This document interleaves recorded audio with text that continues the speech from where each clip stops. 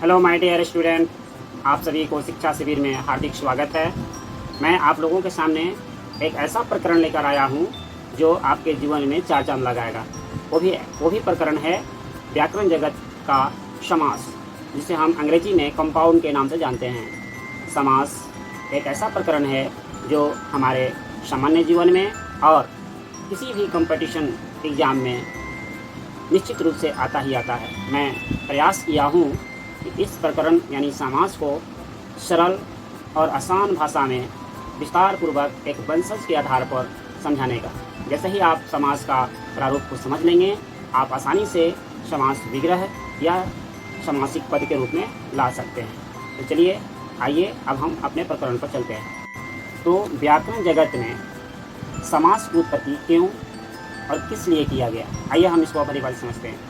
व्याकरण जगत में जब समास का आगमन हुआ तो वो आते ही पदों और शब्दों का साथ आकर्षण बनाया, और समास का शाब्दिक अर्थ ही होता है संक्षिप्तीकरण।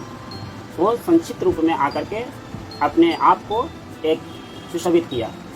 इसलिए व्याकरण जगत में समास अपना पहचान बनाया।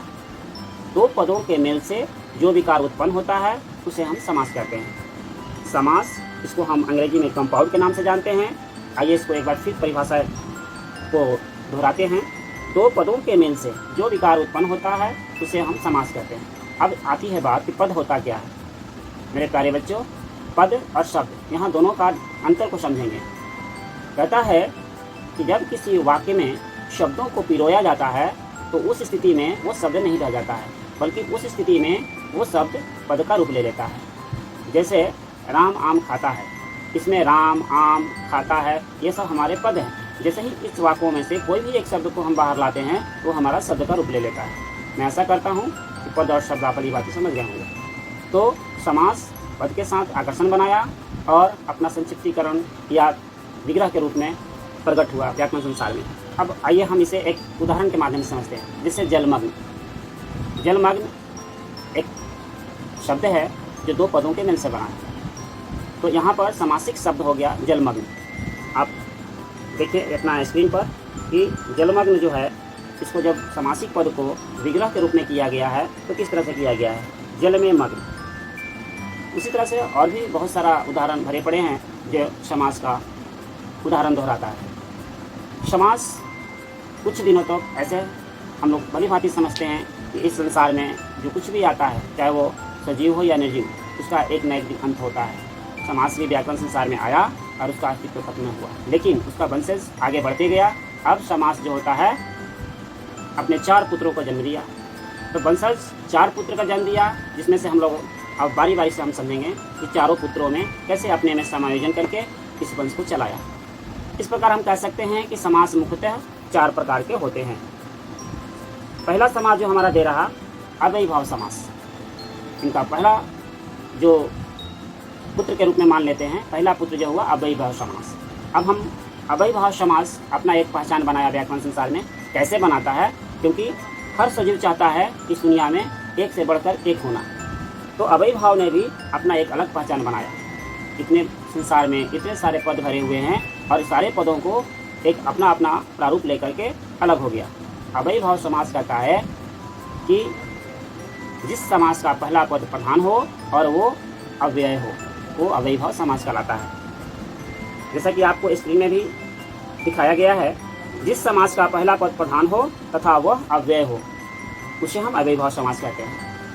अब आता है बात कि अव्यय होता क्या है। अव्यय एक ऐसा आधिकारिक शब्द होता है जो इसका किसी भी कारणवश, यानी व्याकरण का कोई भी नियम अपने ऊपर लागू नहीं होने देता है, लेकिन इसका अस्तित्व वही होता है जो हमारे समाज में एक माँ बहनें अपने माथे पर बिंदिया और सिंदूर का एक महत्व के रूप में समझती है और साधारण रूप में एक आभूषण का रूप धारण करती है। उसी तरह से हिंदी में अव्यय किसी भी कारण से अपना रूप में परिवर्तन नहीं लाता है, लेकिन वो भी एक चार चांद लगाने का काम करता है। तो बच्चों, अव्ययीभाव समास में पहला पद को देखेंगे तो वो अव्यय है। जैसे ही वो अव्यय होगा तो हम समझ जाएंगे वो अव्ययीभाव समास है। अब आइए हम इसे एग्जाम्पल या उदाहरण के माध्यम से देखते हैं कि अव्ययीभाव समास की पहचान हम कैसे करेंगे। मैंने आपको बता दिया कि अव्ययी भाव समास में पहला पद जो अव्यय होगा वो किसी भी हालत में अपने रूप में परिवर्तन नहीं लाएगा। देखिए इस तरह से ये कुछ बहुत सारा एग्जाम्पल आपको दिखाया गया है और इस एग्जाम्पल के माध्यम से हम समझ जाएंगे। जैसे आपका एक्सरी में दिया हुआ है प्रतिदिन, प्रतिदिन इसका पहला पद अव्यय है, जब इसको विग्रह करते हैं तो हर दिन। उसी तरह से भरपेट, भरपेट इसको जब विग्रह करेंगे तो पेट भर। यथाशीघ्र, यथाशीघ्र यानी शक्ति के अनुसार। उसी तरह से बातों बात, बात ही बात में। आमरण, मरण तक। जहाँ भी अव्यय में पहला पद आ से बोध कराएगा उसका हम तक का बोध करा करके विग्रह करेंगे। अब हमको देखना है बेइज्जत और बाइज्जत, ये दो ऐसा शब्द है जो हमें थोड़ा सा कन्फ्यूजन में डालता है। तो बेइज्जत भी अव्ययी भाव समास है, इसको विग्रह करेंगे इज्जत के बिना। बेइज्जत इज्जत के बिना, बाइज्जत यानी इज्जत के साथ। दोनों में थोड़ा डिफरेंस है। बेइज्जत इज्जत के बिना, बाइज्जत इज्जत के साथ। इसी तरह से प्रति माह, हर माह। अब मैं आशा करता हूँ कि आप इन उदाहरणों के माध्यम से अव्ययी भाव का छाप अपने मानसिक पटल पर रख लिए होंगे। अब हम इसके दूसरे पुत्र तत्पुरुष समास के बारे में समझेंगे। अव्ययी भाव समास व्याकरण जगत में एक अपना प्रारूप लिया और स्थायित्व को जमाया। उसी तरह से आया। अब हम देखेंगे, आप स्क्रीन पर देखें, तत्पुरुष समास। अब पहले समझेंगे कि तत्पुरुष समास का पहचान क्या है, इसका परिभाषा क्या करता है व्याकरण जगत में। तत्पुरुष समास कहता है कि जिस समास का अंतिम पद की प्रधानता हो और उसको विग्रह करने पर कारक का चिन्ह निकलता है। तत्पुरुष समास का पहचान यही है कि जो पद आपके सामने दिए रहेंगे, जब उसको विग्रह करेंगे तो कारक का चिन्ह अवश्य निकलेगा। जैसा कि आपको स्क्रीन पर भलीभांति समझाया गया है, जिस समास का अंतिम पद की प्रधानता होगा और उसे विग्रह करने पर कारक का चिन्ह अवश्य निकलेगा। अब आते हैं यहाँ पर देखेंगे थोड़ा सा कि कारक क्या होता है। तो कारक ऐसे 8 भेद होते हैं, लेकिन ये 6 भेदों में ही सिमट के रह गए हैं तत्पुरुष समास में। तो कर्ता का जो चिन्ह होता है उसी पर आधारित जब तत्पुरुष समास के पदों को अलग करेंगे तो कारक का चिन्ह समाहित रहेगा। जैसे कर्ता ने कर्म को कर्ण से संप्रदान को क्रिया पदन से समानता की अधिकरण में प्रत्यय समुदाय व्यवहार्य होता है, लेकिन हमें कर्ता कर्म करण संप्रदान आपादान और समन इन्हीं का बोध कराएंगे। अधिकरण 7 को ही भेदों का हम बोध कराएंगे। अब हमको आगे देखना है, कुछ इसके उदाहरण के माध्यम से समझते हैं। जैसा कि आपका स्क्रीन में दिया हुआ है कि तत्पुरुष समास के कुछ उदाहरण हैं, उसको हम कैसे विग्रह करेंगे। जैसे नंबर 1 में है ध्यान मग्न, ध्यान मग्न, ध्यान में मग्न। जल मग्न, जल में मग्न। रोग मुक्त, रोग से मुक्त, रोग मुक्त, रोग से मुक्त। पाठशाला, पाठ के लिए शाला। गौशाला, गाय के लिए शाला। पंचकी, पानी से चलने वाली चकी। पवन चकी, पवन से चलने वाली चकी। जलयान, पानी में चलने वाला यान। वायुवान, वायु में चलने वाला यान। इस तरह से ग्रामवासी, गांव का वासी। शहरवासी, शहर का वासी। इस तरह से आप भली बात समझ गए होंगे कि तत्पुरुष का पहचान क्या है और उसका परिभाषा क्या है। मैंने कुछ उदाहरण के माध्यम से भी आपको भली बात समझाने का प्रयास किया। अब देखिए, अब जो इसका तीसरा पुत्र या तीसरा भेद के रूप में आया कर्मधारय समास, इसमें बच्चे थोड़ा सा कन्फ्यूजन होते हैं। तो कर्मधारय समास, इसके बाद जस्ट बहुव्रीहि समास, ये दो समास प्रायः विद्यार्थियों को दुविधा में डालकर रखता है। तो इसे हम समझने का प्रयास करेंगे कि कर्मधारय समास वो समास कहलाता है जिसका पहला पद एवं अंतिम पदों में विशेषण और विशेष या उपमान उपमेय, यानी जब किसी वस्तु को किसी से तुलना की जाए तो उस स्थिति में कर्मधारय समास होगा। पहला पद विशेषण होगा और दूसरा पद विशेष होगा, या पहला पद उपमान होगा और दूसरा पद उपमेय होगा, जैसा कि आप डिफाइन में आपको दिखाया गया है। अब इसको हम कुछ उदाहरण के माध्यम से समझते हैं। जैसा कि नीलकमल, नीलकमल नीले रंग का कमल। बस चंद्रमुख, चंद्रमा के समान मुख। अब आप समझ गए होंगे कर्मधारय समास वे समास कहलाता है जिसका पहला पद विशेषण, दूसरा पद विशेष, या पहला पद उपमान, इसके बाद दूसरा पद उपमेय। अब देखिए, अब क्या हुआ कि कर्मधारय समास ये अपना 2 उपभेद बना लिया। तो 2 उपभेद में पहला जो हम लोग पढ़ेंगे द्विगु समास और इसका दूसरा है उपभेद द्वंद्व समास। तो द्विगु समास और द्वंद्व समास में क्या अंतर है ये देखेंगे। द्विगु समास जो होता है इसका पहला पद संख्यावाची होता है, जैसा कि आपको स्क्रीन पर दिया गया है।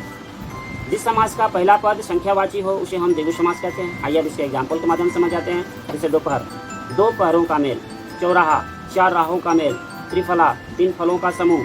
इस तरह से आपने देखा कि द्विगु समास का पहचान क्या है, यानी इसका पहला पद हमेशा संख्यावाची रहेगा। अब इसके चलते हैं दूसरा उपभेद में। दूसरा उपभेद में बताया गया है द्वंद्व समास।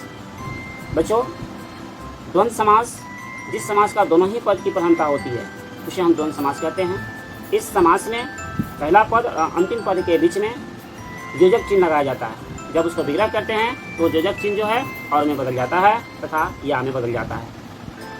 अब आप समझ गए होंगे, द्विगु समास पहला पद संख्यावाची होगा और द्वंद्व समास में दोनों पद की प्रधानता होगी, लेकिन बीच में योजक चिन्ह का लगाव होगा। जब उसको विग्रह करेंगे तो वो योजक चिन्ह और अथवा या में बदल जाता है। अब आते हैं, इसका अंतिम भेद है बहुव्रीहि समास। तो बहुव्रीहि समास और कर्णधार समास, मैंने इससे पहले भी बोला था कि बच्चों इसमें दुविधा होने की कोई बात नहीं है। कर्णधार समास सिर्फ उतना ही तक लेता है जो विशेषण विशेष उपमान और उपमेय का भाव बोध कराता है। लेकिन बहुव्रीहि समास में जो दिखाएंगे, ये जिस समास के दोनों पदों में से कोई भी पद की प्रधानता नहीं होती है, बल्कि इसके बदले कोई तीसरा पद दे देता है। तो परीक्षा में कभी कभी ऐसा भी दे देता है कि जिस समास का पहला पद विशेषण और दूसरा पद विशेष हो तो उसमें से कौन सा समास कहलाया, उसमें कर्णधार नहीं दिया, बहुव्रीहि दे दिया। ये बहुव्रीहि का भी रूप ले लेते हैं, क्योंकि जब बहुव्रीहि समास में भी जब विशेषण विशेष दिखाता है लेकिन इसका तीसरा पद देता है। लेकिन जब ऐसा ऑप्शन आता है हमारे पास कि इनमें से कौन सा समास है और कर्णधार समास नहीं दिया हुआ है, तो हम बहुव्रीहि समास को ही वहाँ मानेंगे। क्योंकि बहुव्रीहि समास कहता है कि जिस समास के दोनों पदों में से कोई भी पद प्रधान न हो, उसको हम बोलेंगे आपको बहुव्रीहि समास। अब आइए हम इसका भी कुछ उदाहरण के माध्यम से देखेंगे, और इसमें खास कुछ बातें होती हैं कि बहुव्रीहि समास में जो होता है वो ऐतिहासिक, पौराणिक तथा देवी देवताओं आदि के विशेषवाची नाम से जाना जाता है। या जब अन्य पद जो देगा, इसका जो तीसरा पद जो होगा वो तो या तो ऐतिहासिक, पौराणिक या देवी देवताओं से जुड़ा हुआ ही शब्द होता है प्रायः। अब आइए इसको हम भली भांति एग्जाम्पल के माध्यम से समझते हैं। आइए अब इसको एग्जाम्पल के माध्यम से समझते हैं। जैसे त्रिनेत्र, तो त्रिनेत्र जो है, तीन है नेत्र जिसके, अर्थात शिव। त्रिनेत्र वाले कौन सा देवता होते हैं? शिव। उसी तरह से मान लेते हैं पीताम्बर, पीला है अंबर जिसका विष्णु। श्वेतांबर, श्वेत है अंबर जिसका सरस्वती। यानी विशेषण विशेष के साथ तीसरा पद जो प्रदान करेगा वो प्रायः ऐतिहासिक, पौराणिक या देवी देवताओं से जुड़ा रहेगा। इस तरह से हम आशा करते हैं कि आप भली भांति समास का जो कार्य है, ये समास को हम कैसे विग्रह करेंगे, समासिक पदों में कैसे ला के पहचानेंगे, इस हमारे बताए हुए प्रकरण से आप भली भांति समझ जाएंगे और अपने जीवन में सफलता का हाथ लगाएंगे। अगर हमारे द्वारा बताया गया समास का प्रारूप अगर आपको अच्छा लगे तो आप मुझे हर हालत में लाइक, सब्सक्राइब, कमेंट करके आप हमें बोध कराएं, ताकि मैं इससे भी अच्छा व्याकरण जगत का पाठ जो अपना आकर के संसार में वो रोल निभा रहे वो आपके सामने मैं प्रकट करूँ। मेरे प्यारे बच्चों, अगर इस वीडियो का नोट्स आपको चाहिए तो इस वीडियो का नोट्स मैं अपना टेलीग्राम में ऑलरेडी डाला हुआ रहेगा। हमारे डिस्क्रिप्शन में लिंक है, उस लिंक से आप इस नोट्स को प्राप्त कर सकते हैं। धन्यवाद।